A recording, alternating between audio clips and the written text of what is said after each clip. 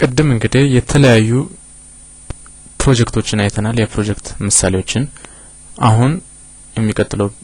ስቴፕ ምንድነው የሚሆነው ራሳችን ፕሮጀክቶችን መፍጠር ነው ስለዚህ ምንድነው ማለት ነው ማይክሮሶፍት ፕሮጀክትን እንከፍታለን ማለት ነው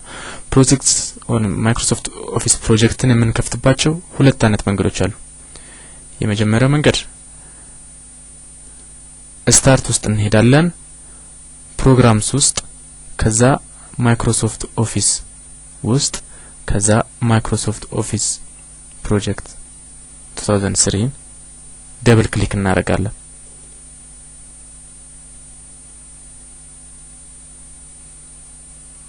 ከዛ አዲስ ማይክሮሶፍት ፕሮጀክት ከፈትን ማለት ነው ይሄንን ድጋሚ ደግሞ አለው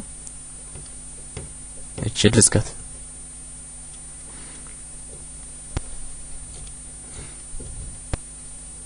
ስታርት ውስጥ እንሄዳለን ፕሮግራምስ ውስጥ ማይክሮሶፍት ኦፊስ ከዛ ማይክሮሶፍት ኦፊስ ፕሮጀክት 2003 ከዛ ደብል ክሊክ እናደርጋለን እዚህ ጋር እንደምናያት ግን ማይክሮሶፍት ፕሮጀክት 2003 ነው ያለችው የተለያዩ ቨርዥኖች ሊኖሩ ይችላሉ 2002 2000 even 98 ቨርዥኖች ልክ እንደ ማይክሮሶፍት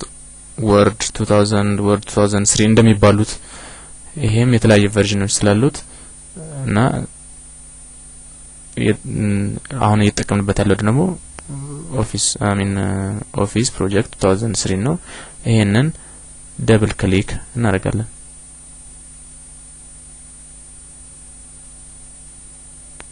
ሌላው መንገድ ደግሞ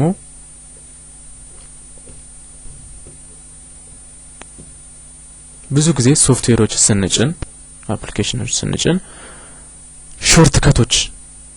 ዴስክቶፓችን ላይ ቢኖሩ ጥሩ ነው እና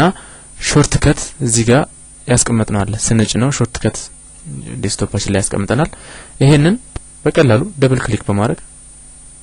ቅድም ይሄን ነው መንገድ በሙሉ ያን ስቴፕ በሙሉ ቀርፈን ባጭሩ ሾርት ከት ማለት ያው አቋራጭ መንገድ እንደማለት ነው በአቋራጭ ባጭሩ ከፈትን ማለት ነው ስለዚህ ማይክሮሶፍት ኦፊስ ፕሮጀክትን ከፈትን ክሬት አደረገን ማለት ነው አሁን ይሄን ፕሮጀክት ሴቭ እናድርገው ሴቭ እናድርገው ለምሳሌ ዴስክቶፕ ላይ ከዛ አዲስ ፋይል እንፍጠርበትና ለምሳሌ እኛ መስራት የምንፈልገው ወይንም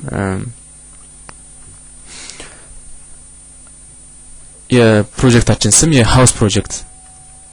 ነው እንበል ሃውስ ፕሮጀክት ከዛ ኦኬ ስለዚህ ሃውስ ፕሮጀክት የሚባል አንድ ፕሮጀክት ፈጠረን ማለት ነው